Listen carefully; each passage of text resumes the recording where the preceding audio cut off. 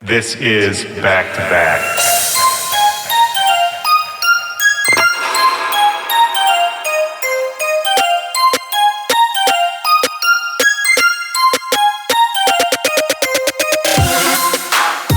Yo, what's up, back-to-backers? This is Willy Joy. Welcome to the show. This is Back to Back. This is my podcast. Man, how's everybody doing? Hope everybody is doing all right. It's been a heavy week. I've been home alone all week. You know, one of those weeks where it's really just been me on my own. And, you know, it's fine. I've been super productive, been getting a lot done. But yeah, with all these events going on and just kind of being on my own, it's been sort of a weird haze over everything. You know, between the passing of Mac Miller at such a young age, you know, such a fucking tragedy. And then, I don't know if you guys saw this, but Hardwell kind of going on this surprise hiatus, stepping back from his career a little bit. And, you know, I've seen a bunch of my other friends posting up about mental health and their experiences and kind of the stresses that this kind of lifestyle bring. I just hope everyone out there is doing all right. Hope you're taking care of each other, taking some time for yourself. You know, never forget to just enjoy your life sometimes, enjoy the people around you, because without that, I think all the rest of it is sort of meaningless. And in the wake of all this, I've been talking to some friends. I think we're going to try and put something together to kind of talk more about these issues. I don't have any details yet, but, you know, stay tuned, and I'll let you know when it comes together a little more. It should be cool. And actually, speaking of these issues, you know, taking care of yourself, looking out for those around you, looking out for the world, my guest on the show today is none other than Matoma, straight out of Norway. You know, this one was a really pleasant surprise. I didn't know what to expect, never met the guy, and the scene he comes from, you know, his style of music, it's not something that I already knew everything about. But this actually ended up being one of my favorite conversations, one of the more unique conversations I've had on here in a while. And he just dropped a brand new album called One in a Million. It's out right now, and it's a really dope album. Stylistically, it goes to a lot of different places. He collaborates with some really interesting people on there, people like Enrique Iglesias, Noah Cyrus, the Vamps, you know, all over the map. Go check that out. The link is going to be in the description of this episode. We'll get into that conversation in just a minute, but before we do, I just want to give a big shout out to everybody who's been supporting this show. I've been seeing a lot of love over the last few weeks, and man, it just warms my heart to see the community coming together, supporting us. You know, we don't pay for advertising here at Back to Back, and the way we grow and the best way that you can help support this show, if this is something you think is cool, if you want more of this, just tell a friend about us. Help us spread the word. Word of mouth is really how we grow. And yeah, that's it. If you know somebody who just loves music, who would love this show, let them know. Or, you know, throw up a post about us, retweet us, whatever you feel like. It doesn't cost you a thing. It really does help us, and man, it just makes me happy to see everybody coming together. Or, you know, you could tweet at your favorite artists and tell them that you want to hear them on Back to Back. I actually just last week recorded an upcoming episode that you'll hear very soon that came directly out of Twitter. A random person just tweeted at me and another artist, told us we should do an episode together, and then we did. Easy as that. And you know, I'm always here for you guys as well. You can always hit me up. backtobackpod@gmail.com is the email address. Or you can hit me on social media at Willy Joy or at backtobackpod. I'm always around. I see everybody's messages. And you know, I like chatting with you guys. So hit me up, holler. And now that we're all friends, we're all hanging out, why not subscribe to this show? Just click the subscribe button on whatever platform you're using to listen. If you're on SoundCloud, just throw us the follow. That way, every time I post a new episode, which is every single Tuesday for the last, 70 weeks, something ridiculous. Every single Tuesday, that brand new episode is just going to show up on your device straight to you. You don't have to check for it. It'll just be there waiting, and we can keep hanging out. As part of the show, I also put together every week the Back to Bangers Spotify playlist. Go follow that playlist right now if you're not already. The link is going to be in the description of this episode. And each week, I update that playlist with new music from me, from my guests, and all the music that we talk about during the show. People really seem to dig it. I like putting it together. You know, if you're on Spotify, go follow the playlist. Why not? It'll be cool. I promise it's great music in there. It's something a little different. You're going to hear something you haven't heard before. So, for this conversation with Matoma, we met up in Southern California where he was on tour. You know, he's Norwegian. He lives in Norway, so it's not like he's here all the time. And yeah, he actually came over to my house. We sat down. My cat was running around. Middle of the day, sunlight coming through the windows. It was just a good vibe. And like I said earlier, I didn't really know what to expect out of this. I had never met him before. And the scene that he comes from, you know, it's related to my scene and the people I see all the time, but it's not exactly the same thing. They're sort of running in parallel. And I was just really pleasantly surprised. Such a good dude, interesting guy. And this conversation, it was a little different. It felt special. You know, I think most people, when they're being interviewed, the tendency is to sort of, you know, talk about yourself, get the ego going a little bit. You know, here's somebody asking you all these questions about yourself. But with Matoma, there was no ego at all. And he really seemed more interested in just having a conversation. We went all over the map. You know, we talked about social issues, political issues. And you could tell this is a person who really cares about the world around him, really cares about the people around him. It just seemed like somebody who's really got his head screwed on straight. And we talked about everything, you know, his beginnings, his music, all of the crazy collaborations he's done over the years. But then we also talked about things like his concern for the environment, how he's trying to pitch in to help out there. You know, he's doing this climate positive touring that I think is fascinating and really cool. You're going to hear all about it in this conversation. I don't want to go on too long, but yeah, this one was just cool. I really like this. Shout out to Matoma. His brand new album, 1 in a Million, is out right now. Definitely go cop that. And let's get into it. This is me and Matoma back to back. Let's go.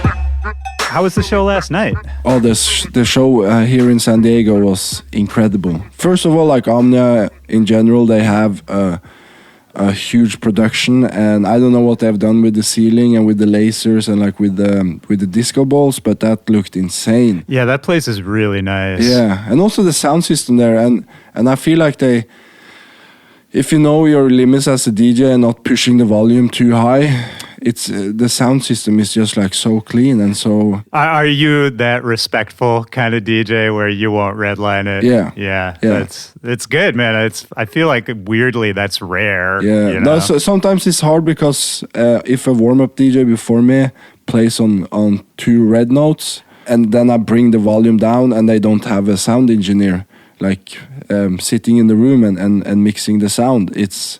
Yeah, then I can't do anything about it because I need to play on the same level. Right. But I tend to not go on red because I just know the dynamics. You can I feel like anytime you go and you sound check and you get everything set up perfectly, then you show up that night and, you know, whoever went on first is just totally cranked it, and I don't know. Yeah, it drives me crazy. But how do you feel about, like, Omnia is a beautiful club, obviously, sound is great, all of that. Do you like, because for me, like, playing, you know, sort of more of like an upscale bottle service type place like that, it's beautiful, and obviously they run it very well, but then for me, sometimes I miss like the grimier places. Yeah, I understand what you mean. Did you start off in places like this? Yeah, I actually, first time I played there was Bang Bang. Oh yeah, I know Bang Bang. Yeah. So my agent booked me to that place, and that venue also is very cool. It's smaller, but it's very cool how they have like designed it, and also the sound system in there is really unique and special. So I don't know. I my DJ sets, like, due to my music, and my music is very pop. it makes sense to play a lot of like pop Sure. mashups. Yeah, that's true. But I also put in like my own flavor, and when I DJ, my mission is just to make people dance and have fun. When I like look at people, I want them to like enjoy themselves beyond like just listening to a beat on like and then mixing into the next beat or mashing up like 2-3 beats, because that's cool. But I want to have like a sing-along party. I want to have people like going crazy. Yeah. And even like with techno and with house and with all those really respectful genres, you have people dancing to it. But you have like, I've never been to a tech house party and see people go insanely crazy. It's a different vibe. Yeah, I'm just like such filled with energy, and I just like when people jump and when you have like the CO2 blast and you have the visuals and the effects just all lined up together with like a perfectly sick, cool EDM song. It's the immediacy of Yeah. the moment, right? Yeah. I do know what you mean.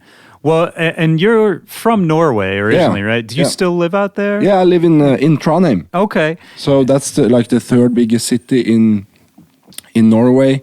It's like 150,000 people there, and 70,000 of them are students. Okay. So it's a very influenced and rich city of young people. Right. Yeah, I've never been there. I've only been to Oslo. Oslo is nice. I have to say that of all Scandinavian cities, I think Copenhagen and Stockholm is very special. Oslo is getting there. Like 10 years ago, Oslo was like very messy and a lot of construction and from the 70s, because we had like the environment package that the government put in to like clean up the roads and to clean up the infrastructure. So every time when I went as a child, Oslo was always like a mess because of just like construction. So, but now it's getting better, and I actually celebrated National Day there last year with my girlfriend, and it was just so much happiness and you know where we dress up. We have like the national dress. Okay. So the ladies, they have like a very old piece that have gone in generations and generations. Oh, that's interesting. And the guys, they either have the same or they suit up with a suit. And then we go out in the streets and we celebrate with flags, and it's like 4th of July, just more classy. Yeah, right. Yeah. I feel like a lot of Scandinavian just culture is like America, but classier. Yeah. So what part of the country did you grow up in? So I grew up like 2 hours away from Oslo, actually, a little east and north to the Swedish border. So it was very close to the Swedish border. So when I was a kid, every weekend my dad and we drove over the border, and we filled gas, because gas in Sweden was way cheaper. Oh, really? Yeah, due to taxes. So you saved like $1 per liter. So $1, like $3 per gallon. Yeah, because gas prices over there can get crazy. Yeah. Right now it's pretty insane. But I understand it. Every decade we like the climate change and the government, they have to put in like resources to level out the differences. I mean, I think the way they do it in Europe is actually way more reasonable than here in the States. I mean, it's nice to have lower gas prices, obviously, but I think it's more realistic the way they're doing it. Yeah, we're putting our energy into public transportation, so it's getting there. It's getting there. Yeah, it's something. I mean, especially like living. But when you go to like Germany and France, then you can see how proper public transportation systems are, like all the metros, and New York has the same with the metro there. But for me, like I was just in Paris, and the public transportation system there, like with the metro, it was so easy. It's and so amazing. So clean and like so. And then I was just at Atlantic's office in New York, and we were doing the metro to like a restaurant afterwards, and it was just not nice. Yeah. Yeah. Yeah, it's not. But New York for me is a very busy, too busy city. Like I grew up with where it was like 1,000, 1,500 people. Oh, so really small town. Yeah, like Okay. a lumber town. Interesting. Yeah, And so surrounded by forest and surrounded by like a lake running through. That sounds kind of amazing, actually. I mean, that's my perception of Norway. I still remember the one time I went, like flying in and taking the train from the airport into Oslo, and you're passing these dark forests. Yeah. I mean, I kind of fell in love with the country just from those couple days I was there. Then you have to next time you have to extend the visit. I really want and have to go to on the west coast where you have all the fjords, you have the mountains, Norway has actually one of the finest national parks in the world. Nature for me is a huge inspiration on my music, and every time me and my girlfriend has time, we always try to either go on hiking trips, or we book travel to places where we can be like proper visitors in a country where we can experience culture. And I think a lot of people today, they travel to places, but they tend to keep the same rituals. Yeah. So, you go to the same tourist spots, whatever it is. Yeah. Well, and what you're saying is especially important for what we do, because it's so easy to just be on tour, playing shows every night, different city every night. And somehow you go to all these places, but you don't actually see any of them. So usually when I DJ and I'm on tour, that's the case. And then sometimes when, for example, when my girlfriend has time off, or she can take like a week from school because that week isn't too busy with classes and she can bring the books with her, we always try to find like different locations. Sometimes I have a gig there, and then we just extend like the trip with 2 days there, so it's like off the day before and the day after the show. Yeah. Last year we went to Yosemite. We went like on the road from San Francisco down to Yosemite and down to Las Vegas, and we saw like the canyon. Oh, beautiful. Yeah, we went to. We had like a helicopter trip.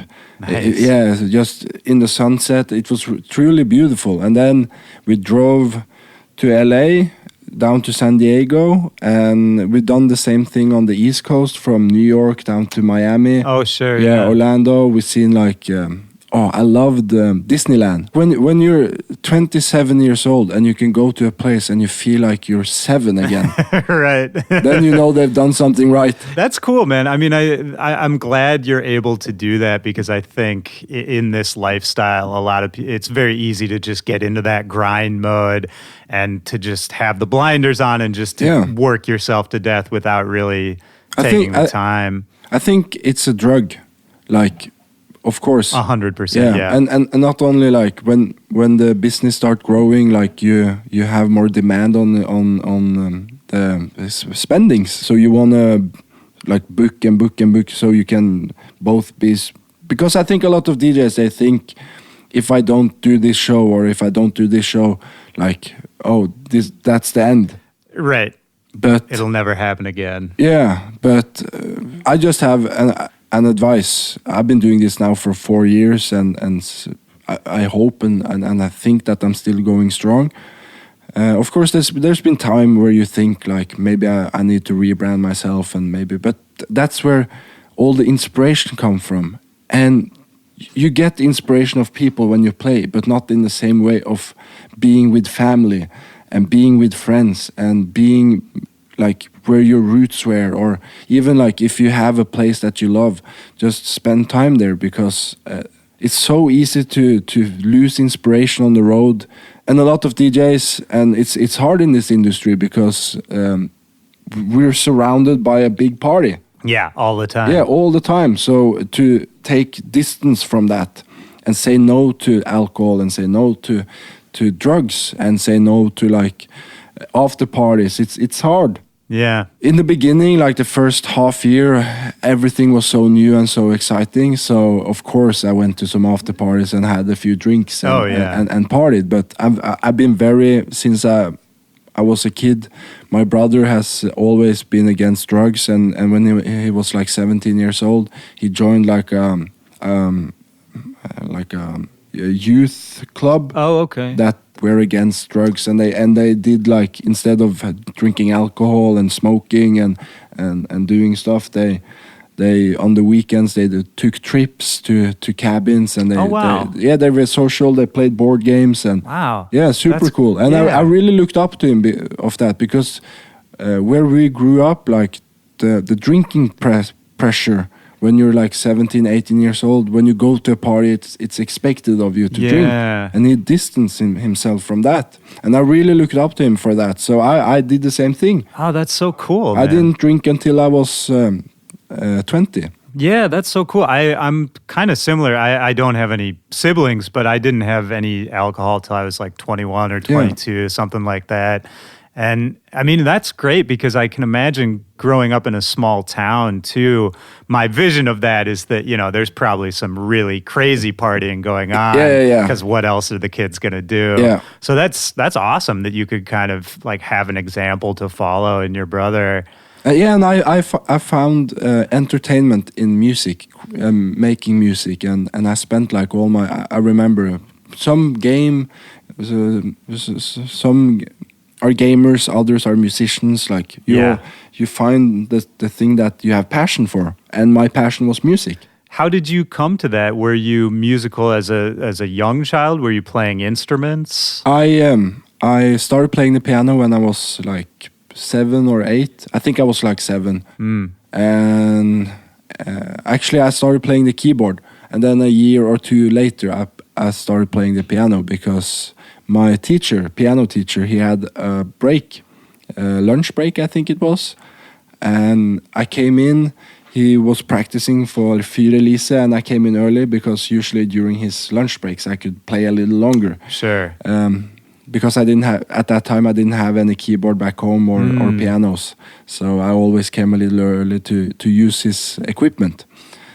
But then I heard him play it, and then he took lunch break, and I just, instead of going over to the keyboard, I went over where he was sitting at the piano, and I played it without knowing. And he said, like, Tom, like, you're talented, you're gifted, so I think we should stop playing the keyboard and start having piano lessons. So we did, and I played the piano until I was 16. I was really lucky, because I had so much passion for it, and it gave me so much. So I played a lot, 4 or 5 hours every day. Oh, wow. Yeah, and I practiced a lot. And so you really loved it. Yeah, classical music was like everything. But then, I don't know if I never have had any pressure from my parents or my brother or family. Like, that's interesting too, because usually if, starting that young, it's usually the parents that, no, my brother, he's 3 years older than me, and he played the guitar. And I wanted to be like my brother. I started playing the guitar. I didn't like it. Then he switched to drums. I tried that. I didn't like it. But my parents said, like, but there's so many other instruments that now you have tried those two. Maybe you can try keyboard or something else. And then I tried the keyboard, and I loved it. They never pushed anything on us. Like, they've always said that at least you have to try. Right. But if you don't like it, then you can always try something else. What do they do? My mom, she is retired. She was school nurse. Okay. And my dad, he works for the government. Oh, okay, interesting. Yeah, with the computer technology. So he was before he back in Sweden, when he lived there and worked there, because my dad is Swedish and my mom is Norwegian. Okay. They met like in Spain. And then he moved to Norway. But back when he was in Sweden, he worked for the railroad. Yeah, the railroad company. Yeah, the National Railroad Company. So he was designing like all the automatic systems at that time. It was brand new, so he was a part of that. But then he moved over to Norway, and it was hard to get jobs. So he applied as a janitor at the high school. Oh wow. Yeah, but then they saw his education and they couldn't accept him as a janitor. So he got like a job to teach, Right. like people in electronic. So and then he built on that, and yeah. Was there music in the house when you were growing up? Were they playing classical music? Like No, not classical music. My mom is a super fan of ABBA and of Michael Jackson and all Sure. those. Like, and my dad, he loved Mark Knopfler and Dire Straits and all those older. a lot of classics. Yeah, a lot of classics. So he had like a vinyl player that was on pretty much like all weekends in the basement, and yeah, we were just like enjoying music. Yeah, And how did? but all my like inspiration from music has come from my brother. He's always been the guy that have seeked for music, and when Winamp was big, yeah. you made a CD of like all the ripped songs you. You're right. Yeah, got I from did that. Yeah, me too. Got from the internet, and we. Did you have like the custom skin on Yeah. it? Yeah. And was it your brother who was sort of the gateway into other styles of music? Like, how did you first hear hip hop or electronic music? So hip hop I heard when I was 7, and I did not understand what they were singing about. I did not understand the culture, but the only thing like that connected me to it was the rhythms. Sure. And the flow and the beat and just the grooviness, and you remember like the hip hop in back in the 90s. It was so different from the hip hop that is today. Yeah, absolutely.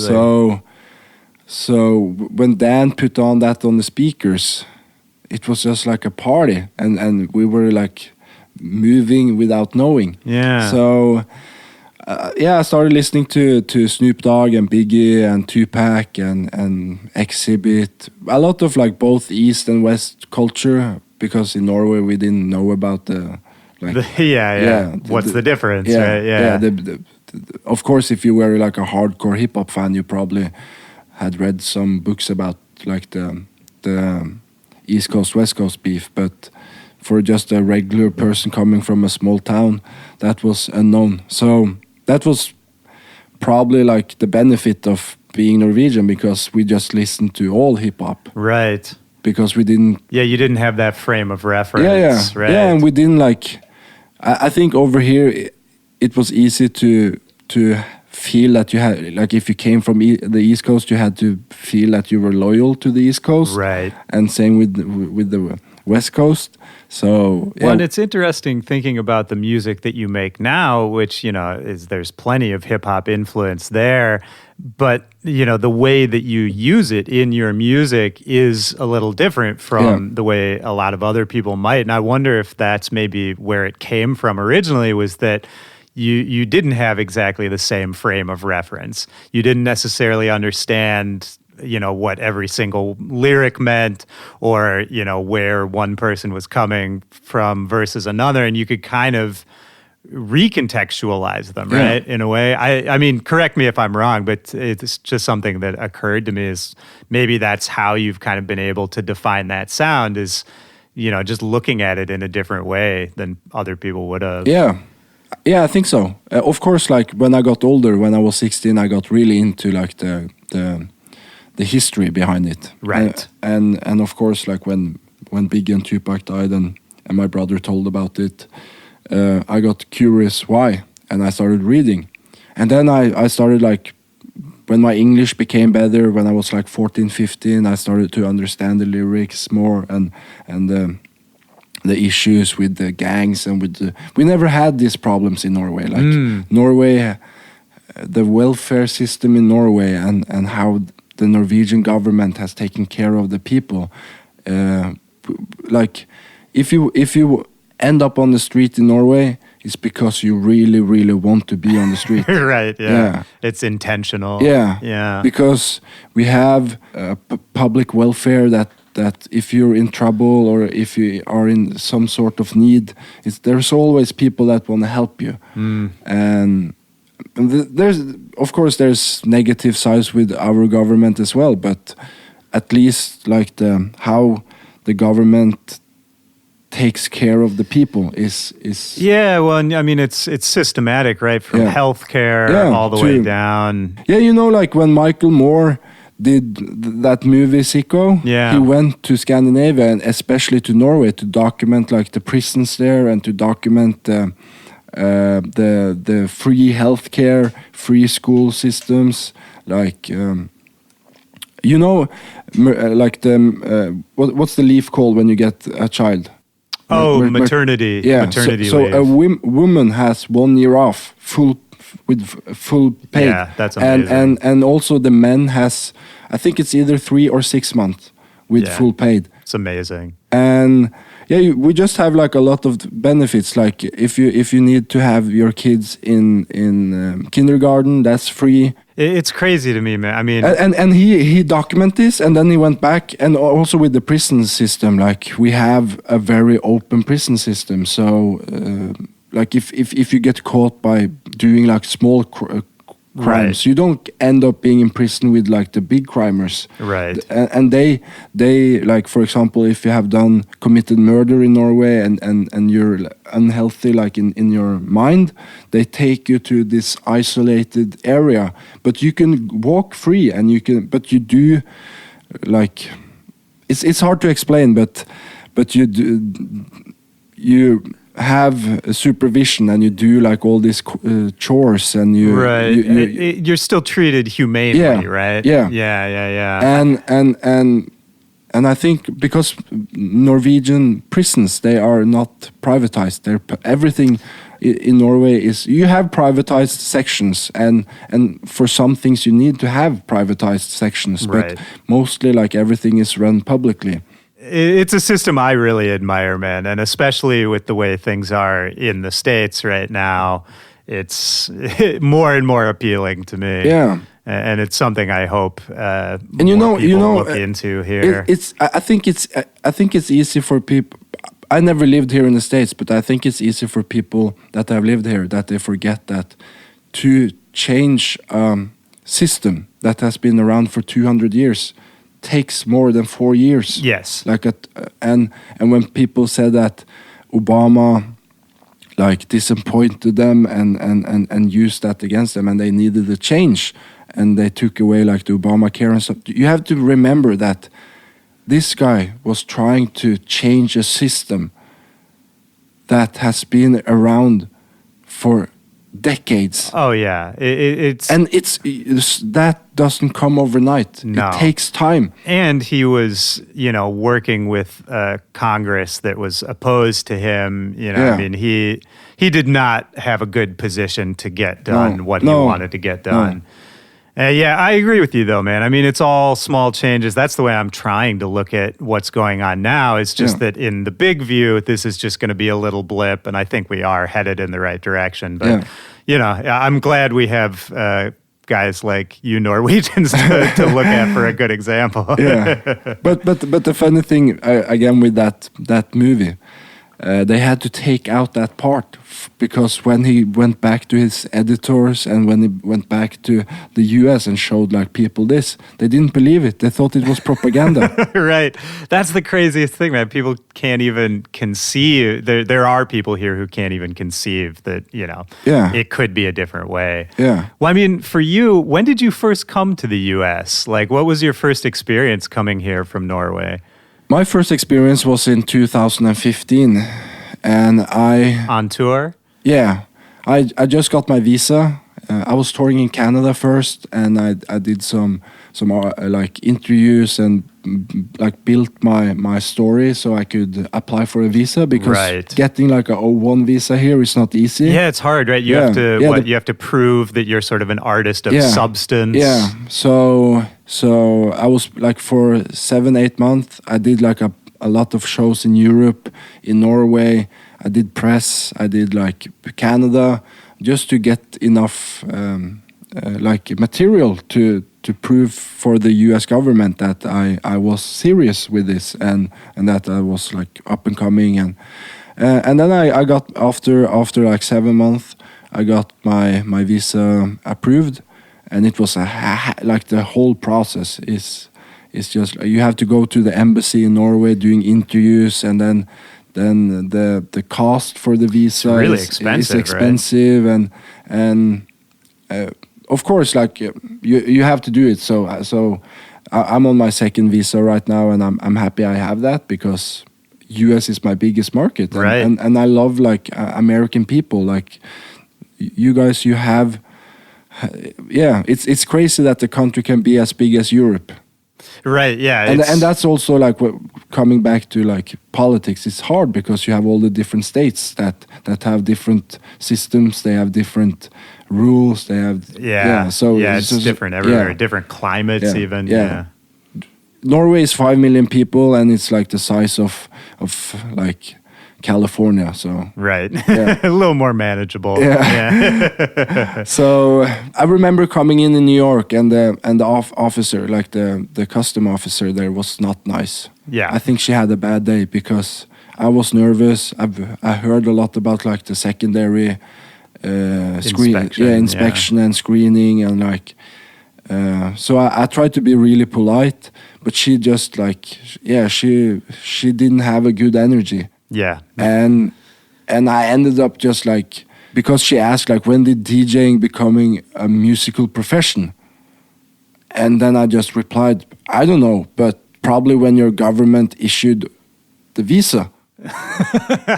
And she did. She's not gonna like. Yeah, that. She didn't like that. So I ended up in secondary. First time, I sat there for like 5 hours. Fuck, man, that's rough. Yeah. I traveled by myself. I wasn't signed to a management or anything, so I didn't know who to call, and I was just sitting there in a room filled with like people from Asia, right?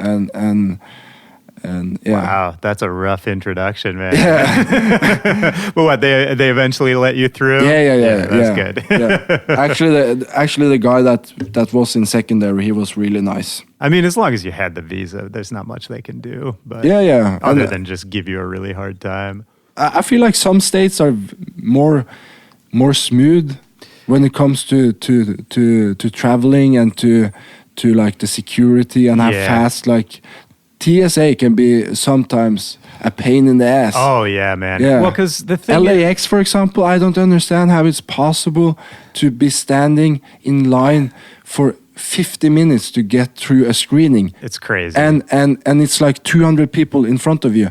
In Norway, we have 5,000 people going through Oslo airport every day. And yeah, you can have 200 people in front of you, but it takes 5 minutes because we have, like, the efficiency is just like... Yeah. The TSA is not known for efficiency, man. Yeah. Well, and you have to remember, too, I mean... But then you have, like, TSA pre-check, and then you have all this other stuff that you have to... That's also something I don't understand. Why if you buy a pass or if you buy like that clear? Yeah. You have like it's like a VIP system. No, it's so American, man. Yeah. You can just buy your way into a better experience. Yeah, it's crazy. In Norway, we have airlines. You can get status on the airline depending how much you fly on the airline, and that can give you like a fast track. But besides of a fast track on an airline that you deserve to have because you fly probably every single day and you get the miles and you get the points. Beside of that fast track, we don't have anything other, like we don't have pre-check, we don't have clear, we don't like, it's just like efficient. Yeah. We focus on efficiency instead of like trying to find different like companies to do the security for you, because like the instead of like improving the main system, they I don't understand it. It's crazy, man. I agree with you. It's a totally fucked up system right now. But for you, I want to talk about sort of how you got to that point where you could make that case for that visa. You mentioned you were touring beforehand, but let's take it back just a little bit to when you started sort of what would become Matoma and those sounds. Like, when did you first start producing electronic music yourself? Oh, I started producing electronic music. I remember so when I was 16, I had like a break from playing the piano. It just like, it came to a point where it wasn't that much fun anymore. And I just stopped. And then my dad said like, but isn't it like not stupid of you, but shouldn't you at least like maybe think of doing something else with the music? Because you clearly have a talent and you worked so hard to become where you are today. And just quitting is just like, it's not an option. So he said like, there's so much other stuff you can do in music with the skills you have. You can produce, or you can make your own songs, and then like I came up with the idea, oh, maybe I should buy a computer and buy a sound card and try to record some of my own stuff. Sure. Because I had never like, I've always like experimented with melodies and stuff, but I never recorded them and listened to them, because I just played them. So that summer I like helped older people with lowering their mom. Oh yeah. Yeah. And saved up money. I saved up a little money. I bought a computer and a sound card, and I started just like basic production. Just teaching yourself. Yeah, and I loved it. And the first program I bought was SQL. It's like a little brother or like little sister program of Cubase. Right. And that was like the introduction with the Steinberg family. And I just loved the whole, like the layout and the DAW. Do you still use Cubase? Yeah. Yeah. Yeah, I do. That's cool, man. Yeah. I feel like not a lot of people stuck with Cubase. No, I think like the industry wants you to either use Pro Tools or Logic, but Yeah. I've never had the issue. As long as you have a MacBook and people in the industry has a MacBook, you can just airdrop stems and you can. Yeah. And I find like Cubase so efficient and it's so easy to use. When you know the program. That's the thing, right? It's all about the best tool for you. Yeah. I know people that works on Reason and for me that like seems like a pain in the ass. Right. But when you know the stuff you're working on, like. That's the thing, man. Yeah, I've talked on this show a bunch about, programs like Reason, where I'm the same. I use Ableton, but for me, Reason is very intimidating. It doesn't seem that easy to use. Yeah. But then I know producers who use it, Yeah. and because they know it inside and out, they can make all of these amazing sound. Some of the synths in there are crazy. And it's cool. Like, I like that there are all these different options. I almost wish people would explore them a little more. Yeah, I think like now with like how the technology is changing, and you suddenly have like all these platforms on the internet where you can rent synths instead of buying them, and you can have like a membership, for example, at Splice or sounds.com or something, and you can just go there and find like sounds. Yeah. It makes it way easier. When I started like producing, we didn't have those. We had like, it was Ableton, and Ableton at that time was really bad. Like it was the first version, and Cubase had been around for a longer time, and their MIDI functionality and their synths, like the VST synths, were much more reliable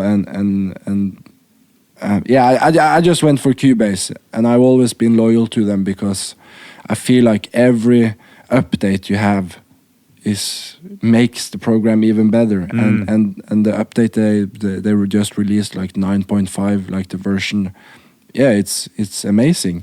And so did you started just, messing around, making your own stuff. Did you start posting it up right away? No, or were you kind of just making it for yourself?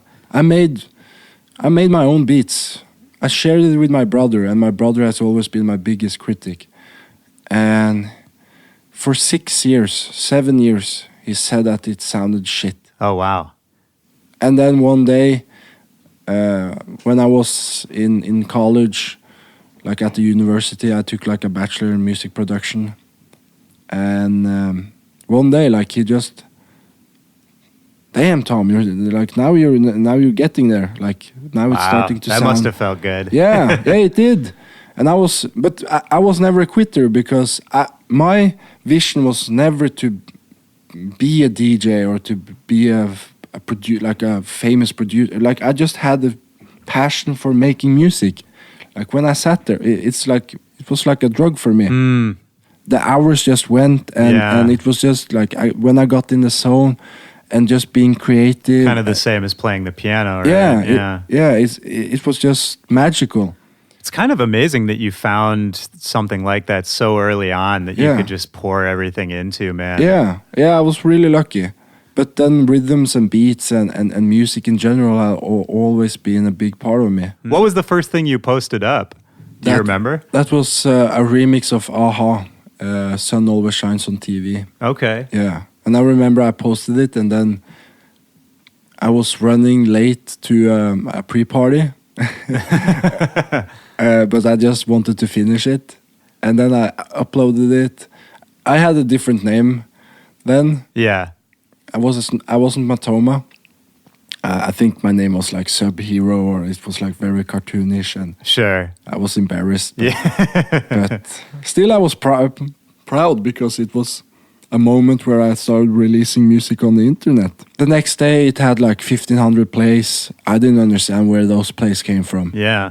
And it just encouraged me because the reaction was really positive. And it just encouraged me to This is on SoundCloud? Yeah. Yeah. And this was at the time where SoundCloud was huge.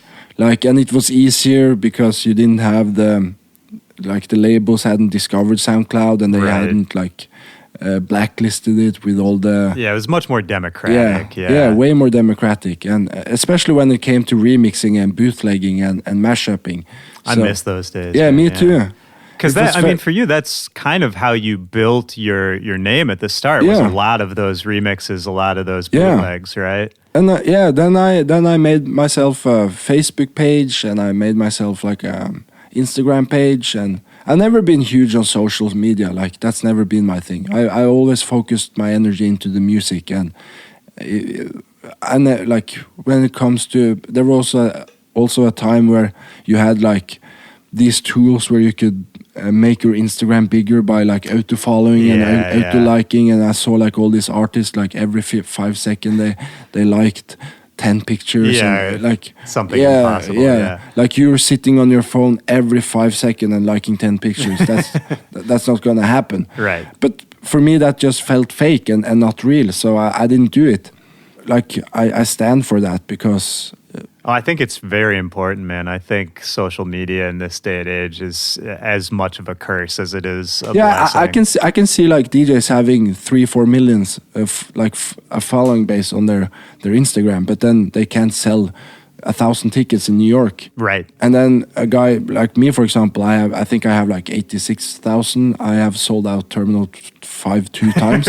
Right. Yeah. So of course it's a tool for the agents to use to get the promoters hyped and to maybe bump up the fee a little, because then they see if we post about the show, you will have that amount of coverage. But social media and the relation with the fan isn't necessarily true, because you can have a lot of followers, but they are just followers. Right. They don't they're not hardcore true fans. And I think every person that follows Matoma on social media, they probably came to you first through the music, right? And I think that's maybe the key, is that some people can follow you for other reasons, and then when you actually try to talk about what you're excited about, you don't get the same reaction. No, and I also think that always stay true to yourself. And a lot of people, they tend to sell themselves short on social media, if you know what I mean. Yeah, I do know what you mean. The other day, I got asked if I wanted to jump out of an airplane and do a vlog about that, and I'm scared of heights, and I would never have done that. The only time I had jumped out of an airplane was when my girlfriend had her birthday, and that was she really wanted to. Yeah. And to just give her that and not supporting her, that just feels weird. So I decided to jump with her. and we were like all the way up in the sky, and I looked down and I was so scared. Like I was, yeah. Basically, I like when we jumped out, I passed out, I think, and then then my boxer shorts were a little brown when we when we were done with the jump. But I would never have sold myself short on doing that just for social media. Right, just for likes. Yeah. And if I do that, what's the next? Like, and what's the next? Like, right. Well, and I think you always have to be true to yourself, to your inner self. And of course, some people are like, oh, they like the likes, and they do everything and for they the like likes. putting their life on display and all that. And there's nothing wrong with that. But I think this is maybe a good way to connect to sort of what you're doing now. You know, the music you've been putting out recently, because when I knew I was going to be talking to you, I was pulling up Spotify, kind of refreshing myself on your music. And there were so many, I think because you keep a lower profile on the socials, then when I was checking out the music, I was like, oh, right, this song, or like there were a few I didn't even know you had done, and working with all of these big artists. And it was a cool sort of like aha moment, rather than if you had just been on social media telling everybody what you're doing at all hours of the day. There's less of that discovery process, you know? And so just personally, I got to experience that. And I was like, oh yeah, this is cool. It's like music I had forgotten about. And you realize how much cool shit that you have done. And I want to talk about a little of that before we let you go too. Yeah. So obviously you put out all these remixes, you get known, I'm speeding up, but you know, you sign a record deal at a certain point. And then you've sort of been really good throughout your career about doing these really interesting collaborations with a lot of different pop artists, hip hop artists. Yeah. Was that something that was kind of always a goal for you? I mean, we talked about, you know, how you grew up listening to hip hop and had those ideas, but I'm interested about how that kind of evolved, maybe some of the people you worked with at the start that helped build that idea. If I would have had my way, I would have released every single song I made, every demo. Yeah. And because I'm so passionate about like the process of making a song, like it's every song I make or every demo I make is my baby. Right. And for me, it's just like, oh, yeah. But then when you wait like a month and then you listen to the demo again, like you think, oh, yeah, it wasn't that good. When like the excitement and I've just surrounded myself with a really good team. Like with my management, of course, Andrew, my manager, and Ferry, my agent. Like Ferry was the guy that discovered me on SoundCloud. I had like 1,000 followers when Ferry from APA hit me up. Yeah, I want to sign you, and he told me a story where like he went to his boss and told him that he wanted to sign this baby act. Right. And they were like, no, we have too many of those, and like, yeah, you shouldn't put your energy and time into this. But he just like, yeah, but I'm telling you, this guy is special. Like, and he's like after a couple months of hundreds of email, he sent. I was nervous, but then I had like a discussion with my brother. I lived with my brother at that time, and he said to me, Tom, you're just done with your bachelor. Like, what do you have to lose? Yeah. Like, if you take 1 year off to pursue your dream, like, pursue this. Right. What do you have to lose? And I was scared, like, to jump into that commitment of signing with the agency. And sure. But then I just, like, I have nothing to lose, so I did that. Yeah. And then I went on tour. I came across Andrew. He became my manager. And is the team, along with the label, I'm sure, kind of how you were introduced to these artists that you would end up collaborating with? Yeah. So my A&R, Ian, and Elias. So I have a split deal. So I have like Atlantic Records and Polyphone. Right. So Polyphone is in the UK, and then Atlantic Records in the US. They have like the dominion of like the worldwide. Sure. But then you have countries like, for example, in Scandinavia, Atlantic doesn't have an office, so then it's Warner. Italy is the same.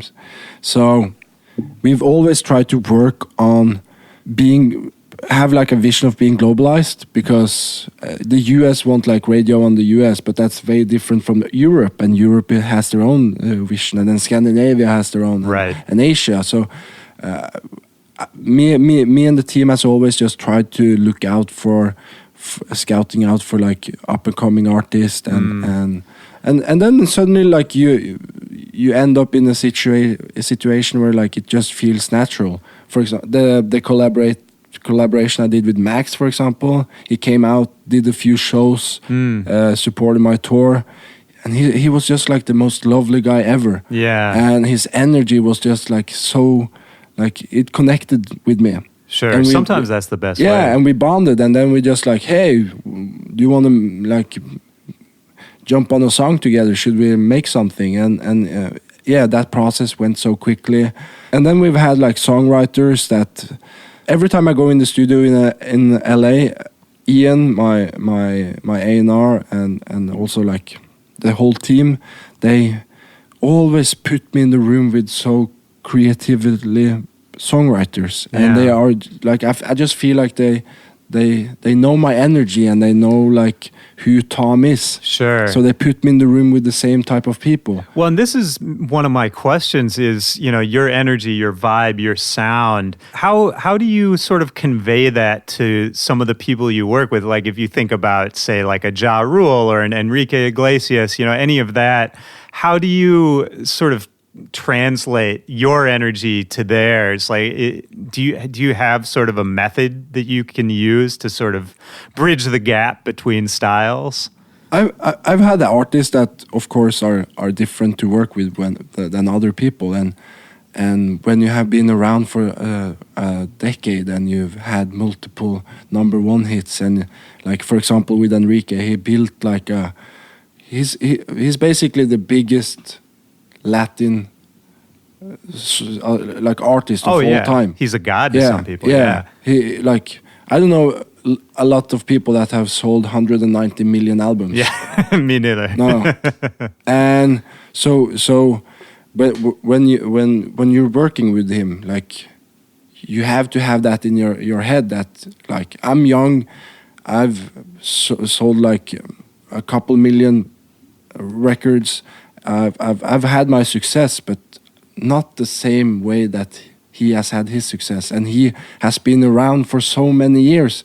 He has been around like in the changing of where the industry was like selling albums, selling singles, radio, right, to the streaming service, and he has survived due to the fact that his fan base is just like so loyal to him, because he has proved himself being a worthy human, right? Like, yeah, and so you talented. don't necessarily try to change his energy. No, right? no, I don't. But I also don't try to change me for who I am. But I always tell the truth, and I always am passionate about things, and I always try to.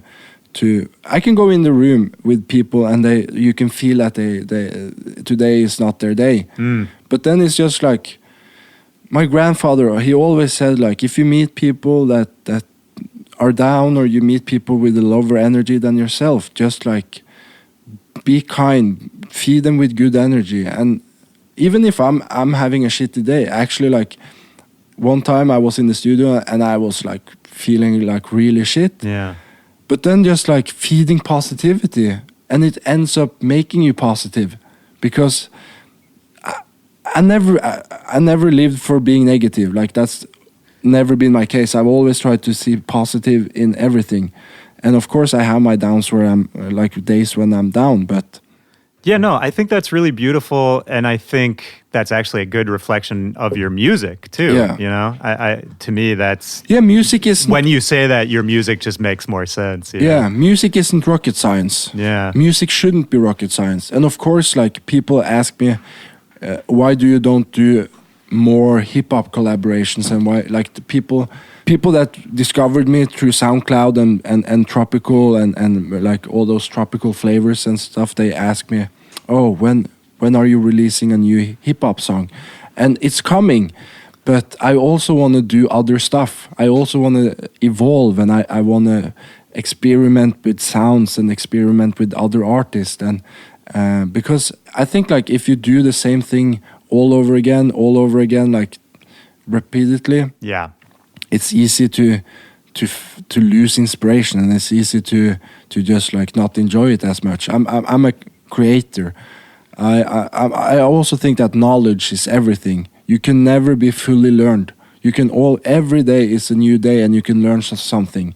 And that's also a goal. Like every time I go in the studio, if I have the opportunity to learn something new, I do it. I love that. Yeah. And I mean, that makes a lot of sense given how much collaborating you do, and that, you know, that's a smart way to think about it. It's not so much about getting someone to your style. It's about learning from them and what they do and how you can kind of just create something new. Yeah, I really like that. Yeah, and when I was in the studio with Enrique, for example, like I knew that he has his sound, and I just tried to adapt to and complement what was already there, and put my flavor on it. Because I think like if I had gone in the room with him and been like, oh, I want to do something like in the Bailando remix area, like that was a remix, right? And now you're sitting here like talking about like having a collaboration, right? Potentially being an album track or a single.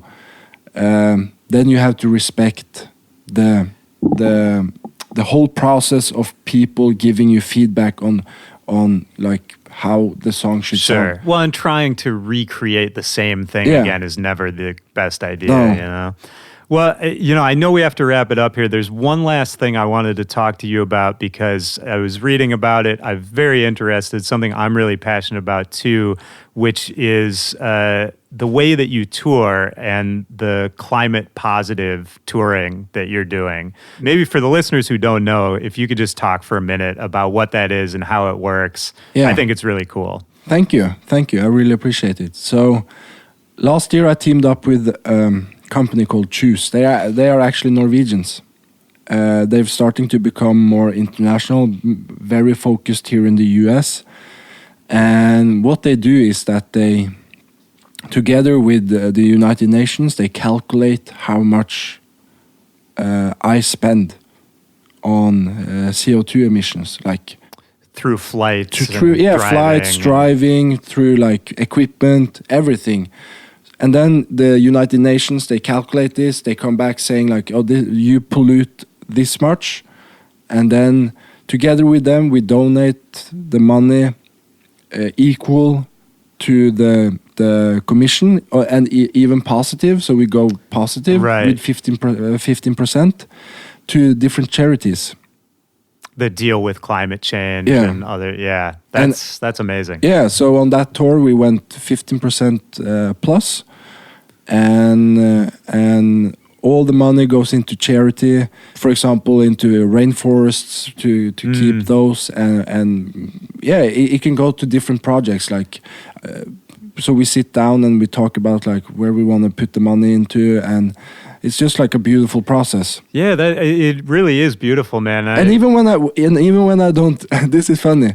Due to this, even when I don't fly for work, when I'm on holiday with my girlfriend and stuff, I always check the box where you donate the money for the for the commission you right when you buy the ticket. Yeah, for the pollution you do, because I've just become more what's the word? Aware. I've just become more aware of.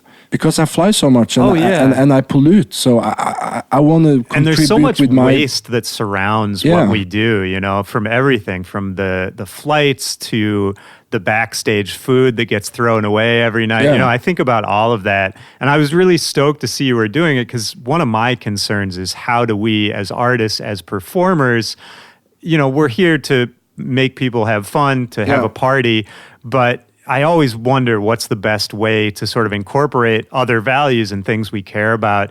And just the fact that you're out there as an example doing that is really cool. There's actually there's an organization of DJs here called DJs for Climate Action. Oh wow! And I've been with them for a few years. A friend of mine in New York, Sammy Bananas, runs it. He works with like Fool's Gold Records and some of them. And next time I'm here, I would love to meet them. Yeah, I'll link you guys up on an email or something because they do some cool stuff. I think my choice of taking that direction is due to the fact that I come from a place where you value nature and you value your surroundings so much because it defines you, it shapes you. And I grew up in a place just surrounded by beautiful forest, like hills and lakes and rivers. The nature in Norway is just breathtaking. And I could, if you're on this planet and your main goal is to have a life and to get either a husband or a wife, to get kids, to give them a future, to give your grandchildren a future, don't think 10 years ahead. Of course, you should live right now, experience everything and live for the fullest, but at least we can contribute in doing something that will make it easier for the people in the future to take care of this planet. Yeah. It upsets me when the leader of a country tells the world that climate changes is not real. It's crazy, man. And you have all these nations working towards a goal of being neutral. I don't understand it. And then you have all the glaciers in Antarctica and in Iceland and in all these places just melting, and they're just we're in trouble. We're in trouble, man. And it needs to change. This summer, for example, like in Norway, we never have had a summer that warm and that crazy. And the same like in Europe, like the heat wave that just hit Spain, and it's clearly a change going on, and something needs to happen. Well, I'm glad you're out here doing it, man. I mean, I think that's sort of a great note to end it, is just that really, music and beauty, it's what life is all about. It's what we got to take care of. Yeah, and also like every person can contribute with small steps. Like just having in your back head that what you do with your life will affect people in the future. Yeah, it's all of us together, man. 100%. Well, this has been great. Is there anything else you want to get out there before we wrap this up? No, just that I'm thankful for being here, having the opportunity to talk with you. You have a beautiful podcast, and I'm just happy to surround myself with good people. Hey, thank you, man. Feeling is very mutual. All right, well, have a great drive up to Vegas, man. Yeah, thank you. That's going to be fun. Actually, I have a couple Norwegian friends with me, so it was fun to see them again. And in Norway, like where I'm from, we have a word called kavere. Okay. It's like you express yourself. So you like if you have a story, you exaggerate. Yeah, with like 50 to 100%. Yeah. and it's good to be back with them because I missed like the covering. Yeah, that's beautiful. Well, hey man, have fun. I'll talk to you later. Yeah, peace. Yeah, peace.